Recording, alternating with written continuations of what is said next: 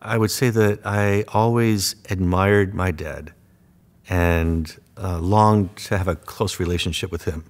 But there were seasons when that wasn't the case, when he was pretty busy, pretty occupied with his own life and his own work.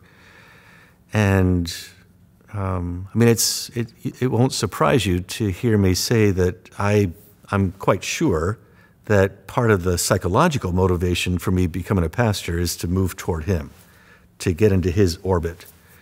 That doesn't diminish the spiritual motivation and that genuine sense of call that I believe has been placed on my life.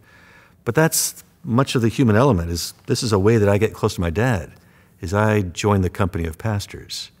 I mean, what you witnessed in those letters is a result of some real work, where we had to have some really hard, honest conversations to get to that place of intimacy and closeness. We had to say I had to say some hard things around probably disappointment, not so much hurt, but disappointment that he wasn't the father growing up that I needed. So I'm just grateful that there was that opportunity in young adulthood and later to kind of have a do-over, to get close, to have these intimate moments. And so, yeah, what you witness there is a real mutual affection and admiration. These were letters never intended for publication, so that was never in the back of his mind, and nor in mine.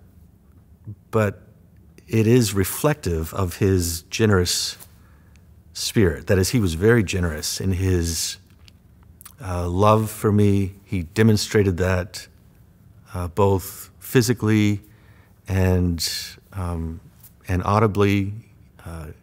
He told me a lot, that he loved me, he was proud of me. How did you do this? How did you become this?